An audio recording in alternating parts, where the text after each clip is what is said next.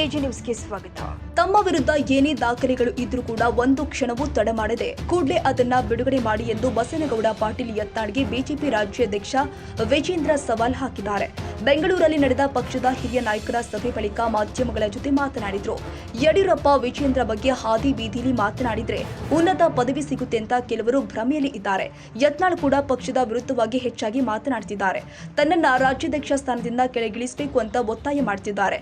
ತನ್ನ ಮೇಲೆ ಇಲ್ಲಸಲ್ಲದ ಆರೋಪ ಮಾಡ್ತಾ ಇದ್ದು, ಇದಕ್ಕೆ ಸಂಬಂಧಪಟ್ಟಂತೆ ಯಾವುದೇ ದಾಖಲೆ ಇದ್ರೂ ರಿಲೀಸ್ ಮಾಡುವಂತೆ ಚಾಲೆಂಜ್ ಮಾಡಿದ್ರು.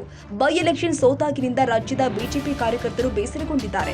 ಯತ್ನಾಳ್ ಅಂಡ್ ಟೀಮ್ ಎಲ್ಲಂದರಲ್ಲಿ ಪಕ್ಷಕ್ಕೆ ಹಾನಿ ಮಾಡುವ ಮಾತುಗಳನ್ನ ಆಡ್ತಿದ್ದಾರೆ. ಇನ್ಮುಂದೆ ಈ ರೀತಿಯ ಬೆಳವಣಿಗೆ ಆಗಬಾರದು. ಪಕ್ಷದ ಕಾರ್ಯಕರ್ತರು ನಿರ್ದಾಕ್ಷಿಣ್ಯವಾಗಿ ಕ್ರಮ ಜರುಗಿಸಬೇಕು ಅಂತ ಅಪೇಕ್ಷೆ ಪಡ್ತಿದ್ದಾರೆ. ಹಿರಿಯ ಸಚಿವರು ಏನೇ ಕಷ್ಟ ಇದ್ರೂ ಹೈಕಮಾಂಡ್ ಬಳಿ ತೆರಳಿ ಮಾತನಾಡಿ ಸದ್ಯ ಸಂಘಟನಾ ಕೆಲಸಕ್ಕೆ ತೊಂದರೆ ಮಾಡುತ್ತಿರಲಿ ಎಂದು ವಿಜೇಂದ್ರ ಟೀಕೆ ಮಾಡಿದ್ರು. ಪಕ್ಷನ ಮುನ್ನಡೆಸ್ತಕ್ಕಂಥದ್ದು ನಾವು ಮಾಡಬೇಕಾಗಿದೆ, ಅದು ಮಾಡ್ತಾ ಇದ್ದೇನೆ. ಇದು ನನ್ನ ಮುಂದೆ ಇರತಕ್ಕಂಥ ಗುರಿ. ಈ ರೀತಿ ಹೊಂದಾಣಿಕೆ ರಾಜಕಾರಣ, ಯಡಿಯೂರಪ್ಪರು ಹೊಂದಾಣಿಕೆ ರಾಜಕಾರಣ ಮಾಡಿಕೊಂಡ್ರು, ವಿಜೇಂದ್ರನು ಹೊಂದಾಣಿಕೆ ರಾಜಕಾರಣ ಮಾಡಿಕೊಂಡ್ರು. ಈ ರೀತಿ ಪದೇ ಪದೇ ಹೇಳಿ ಇವತ್ತೇನು ಸಂಘಟನೆಗೆ ಪೆಟ್ಟನ್ನು ಕೊಡ್ತಾ ಇದ್ದಾರೆ. ಅವರಿಗೆ ಕಾರ್ಯಕರ್ತನು ಒಳ್ಳೇದು ಮೆಚ್ಚೋದಕ್ಕೆ ಸಾಧ್ಯ ಇಲ್ಲ, ಭಗವಂತನು ಕೂಡ ಒಳ್ಳೇದು ಮಾಡೋದಕ್ಕೆ ಕಾರ್ಯಕರ್ತರ ಅಪೇಕ್ಷೆ ಇದೆ. ಯಾರು ಆದಿಲಿ ಬೀದಿಲಿ ಇವತ್ತು ಪಕ್ಷ ಸಂಘಟನೆ ಮಾತನಾಡಿಕೊಂಡು ಪಕ್ಷ ಸಂಘಟನೆಗೆ ಅಡ್ಡಿ ಮಾಡ್ತಾ ಇದ್ದಾರೆ, ಬಿಗಿಯಾದಂಥ ಕ್ರಮ ಕೈಗೊಳ್ಳಬೇಕು ಅನ್ನೋ ಅಪೇಕ್ಷೆ ಕಾರ್ಯಕರ್ತರು. ನಾಯಕತ್ವನೇ ಬದಲಾವಣೆ ಮಾಡಬೇಕು ಅಂತ ಹೈಕಮಾಂಡ್ ಮನವಿ ಮಾಡ್ತಾ ಇದ್ದಾರೆ. ಅವ್ರು ಮನವಿ ಮಾಡಬಾರ್ದು ಅಂತ ನಾನು ಹೇಳೋದಿಲ್ಲ. ಆ ಮನವಿನ ಎಲ್ಲಿ ಮಾಡಬೇಕು, ಯಾರ ಮುಂದೆ ಮಾಡಬೇಕು, ಅಷ್ಟಾದರೂ ಇರಬೇಕಲ್ಲ. ಹಾಗಾಗಿ ವಿಜೇಂದ್ರನ ಬದಲಾವಣೆ ಮಾಡ್ತಕ್ಕಂಥ ಪ್ರಯತ್ನ ಮಾಡಲಿ, ಇನ್ನೂ ಹೆಚ್ಚು ಜನ ಸೇರಿಸ್ಕೊಳ್ಳಿ, ಅದ್ರ ಬಗ್ಗೆ ನಂದೇನು ಅಭ್ಯಂತರ ಇಲ್ಲ. ಪಕ್ಷದ ವರಿಷ್ಠರಿಗೆ ಸ್ಪಷ್ಟತೆ ಇದೆ. ರಾಜ್ಯದಲ್ಲಿ ಸಂಘಟನೆ ಯಾವ ದಿಕ್ಕಿನಲ್ಲಿ ಹೋಗಬೇಕು ಅನ್ನೋದ್ರ ಬಗ್ಗೆ ಕೂಡ ಸ್ಪಷ್ಟತೆ ಇದೆ.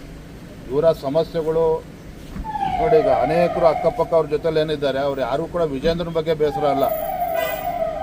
ನೆನ್ನೆ ಒಬ್ಬರು ನನಗೆ ಪ್ರಶ್ನೆ ಕೇಳಿದ್ರು ಪತ್ರಕರ್ತರು, ಅಲ್ಲ ರೀ ಎಲ್ಲರೂ ಅವ್ರ ಧರ್ಮಪತ್ನಿ ಟಿಕೆಟ್ ಕೊಡಿಸ್ಕೊಂಡಿದ್ದಾರೆ, ಅವ್ರ ಮಗನ ಟಿಕೆಟ್ ಕೊಡಿಸ್ಕೊಂಡಿದ್ದಾರೆ, ನಿಮ್ಮ ವಿಚಾರಕ್ಕೆ ಬಂದಾಗ ಕುಟುಂಬ ರಾಜಕಾರಣ ಅಂತ ಮಾತನಾಡ್ತಾರೆ, ಅನುಭವ ಇಲ್ಲ ಅಂತ ಮಾತನಾಡ್ತಾರೆ ಅಂತ ಒಪ್ಕೊಳ್ತೇನೆ. ಅವರಷ್ಟು ಅನುಭವ ಇರಲಿಕ್ಕಿಲ್ಲ, ಆದರೆ ನನ್ನ ಉದ್ದೇಶ ಸರಿ ಇದೆ.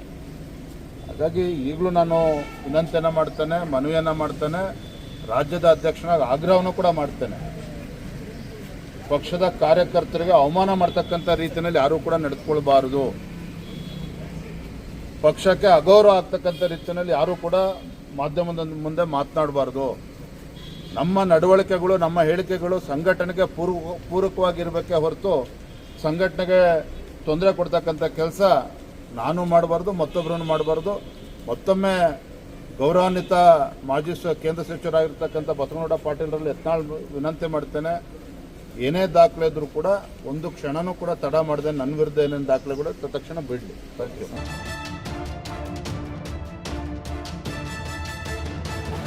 ಕನ್ನಡಿಗರ ಮೆಚ್ಚಿನ ನಿಮ್ಮ ಎಜೆ 24/7 ನ್ಯೂಸ್ ಕನ್ನಡ ವಾಹಿನಿ ಇದೀಗ ಟಿವಿಯಲ್ಲಿ ಲಭ್ಯ. ವೇಳೆ ನೋಟಿಸ್ ಕೊಟ್ಟಿದ್ರೆ ವಾಪಸ್ ತಗೋತೀವಿ. ಇವತ್ತು ವಕ್ಫ್ ಪ್ರಾಪರ್ಟಿ ಅಂತೇಳಿ ಬರ್ತದೆ ಅಂತ ಹೇಳಿದ್ರೆ ರೈತರು ಬೀದಿಗೆ ಬಂದ್ರೆ ಏನ್ ಮಾಡ್ಬೇಕಾಗತ್ತೆ? ಯಾರು ವೋಟ್ ಹಾಕಿಲ್ಲ ಅಂದ್ರೆ ಗ್ಯಾರಂಟಿನೆಲ್ಲ ಸ್ಟಾಪ್ ಮಾಡ್ಬಿಡ್ತೀವಿ.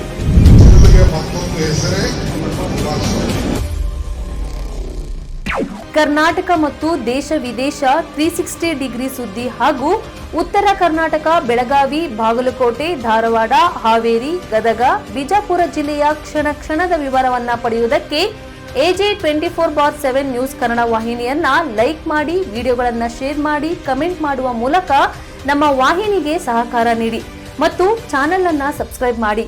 ಧನ್ಯವಾದಗಳು.